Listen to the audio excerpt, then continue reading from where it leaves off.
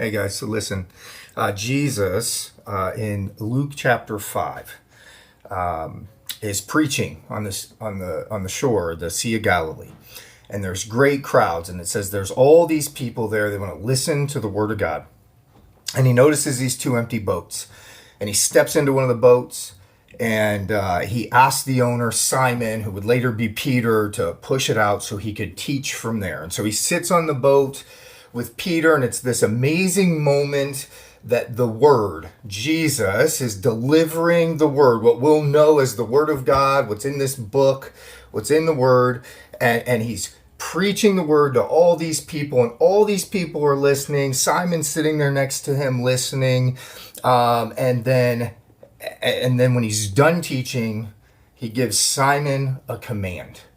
And so it's this thing where we can sit around and we can read the Word of God and we can hear the Word of God, but if we don't do what Jesus says, we miss out, right? And here what happens is Jesus looks at Simon and he tells him, now go out where it's deeper and throw your nets down again.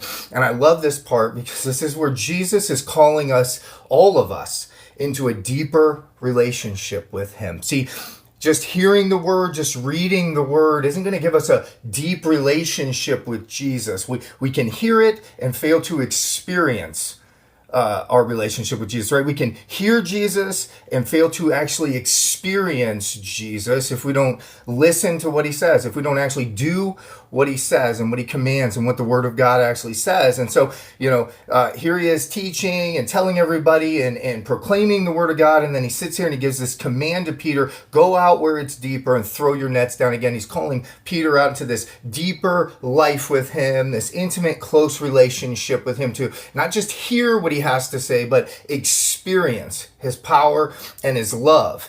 And what happens next is, right, because Simon's been fishing all night. He's been out there fishing all night. He hasn't caught anything, right? And him, Andrew, James, John, they've all been out fishing all night. They've all been working hard in their own strength, and they haven't produced any results.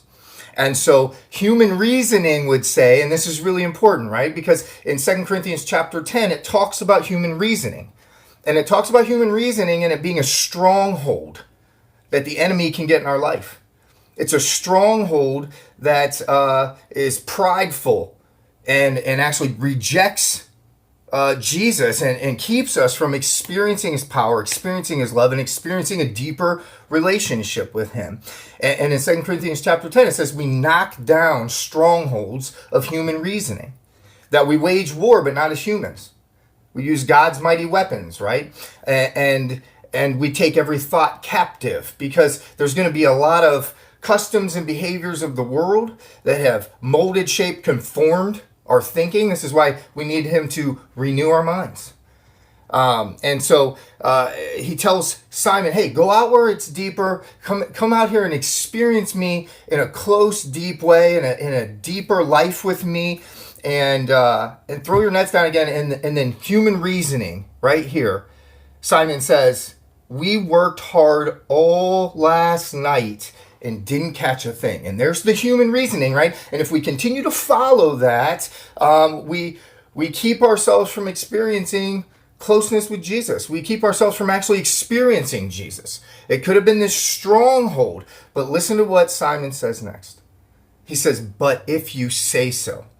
And see, this is how we knock down the strongholds of human reasoning. It's our obedience. It's our submission. It's our surrender, where we realize, like, okay, this doesn't have to make sense to me, right? The God of the universe, the one and only living God, the creator of everything in heaven and everything on earth, who spoke, and that's how we're here. That's how we exist. He spoke and created life and created everything, right? We can't wrap our minds around that. It's like the love of Jesus that's too great to fully understand. If you have the love of Jesus completely figured out, it's not the love of Jesus. It's too great to fully understand. And only when we come to that place and we allow it to break our minds and just break down the strongholds of human reasoning, will we come to this place of where we worship and we actually experience the love of Jesus that's too great to fully understand, and then we're made complete. And so, here we see this happening right here in Luke chapter 5. Human reasoning says it doesn't make any sense. Human reasoning says, I've been out there all night. I've worked hard all night. I've given all my effort. And here's the thing, right? That we can do things in our own strength. We can do things, make our own plans and do things in our own strength and not experience anything.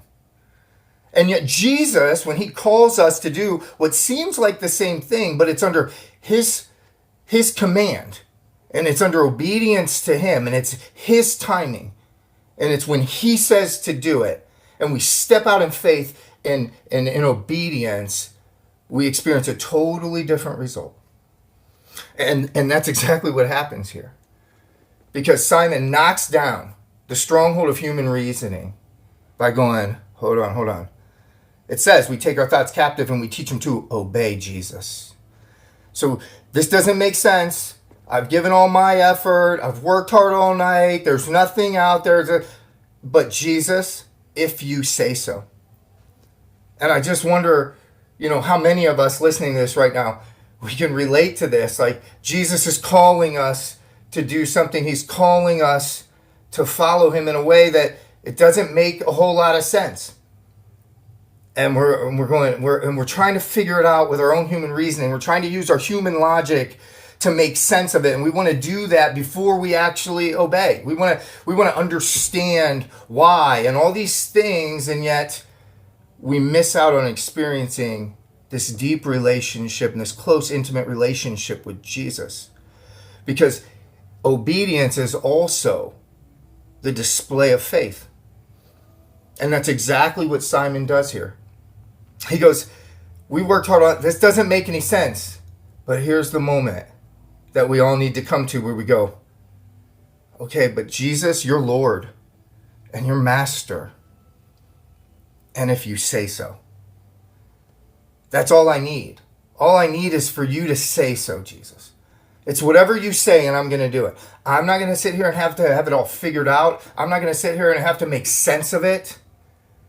Because if you actually follow Jesus, and if you actually read this book, and if you've actually stepped out in faith and just been obedient and done what the Word of God says, a lot of things happen that you never thought would have happened.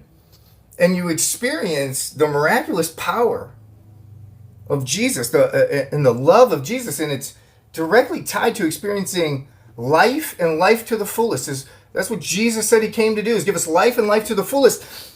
And it's our disobedience that a lot of times happens because of our strongholds of human reasoning that keep us from experiencing life and life to the fullest. And so this is what he says. He goes, but if you say so. And this is that place that we all need to come to where we go, okay, Jesus, if you say so. You just give the command, right? That in Psalm 32 it says, don't be like a stubborn mule that needs a bit or a bridle in your mouth, right? That I got to pull you around. But that we would be like the donkey at Jesus' triumphant entry, Palm Sunday. It's never been ridden before. And Jesus is just sitting on this donkey, this colt, and he doesn't have anything attached to it. It's just going wherever his creator is telling him to go.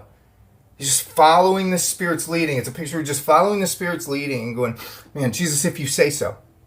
That we would be humble like that donkey at Palm Sunday and just carry the presence of Jesus on us. And carry the presence of Jesus with us. But we have to be where he is. We have to obey him. And obedience has like this, people hear the word obedience and they almost want to cringe, like it's this horrible thing. And yet obedience doesn't earn you anything, but obedience is the result of everything that Jesus has done for us. It's a result of experiencing his love. That's how we love on him. That's how we return love to Jesus and love him with all our heart, soul, mind, and strength. It's like, Lord, you're Master, Jesus. You are Lord. If you say so, whatever you say, you give the command. And I'm going to do it. I'm going to step out in faith. I'm going to step forward in faith. I'm going to do whatever you tell me to do. And that's exactly what happens here is that he goes, if you say so.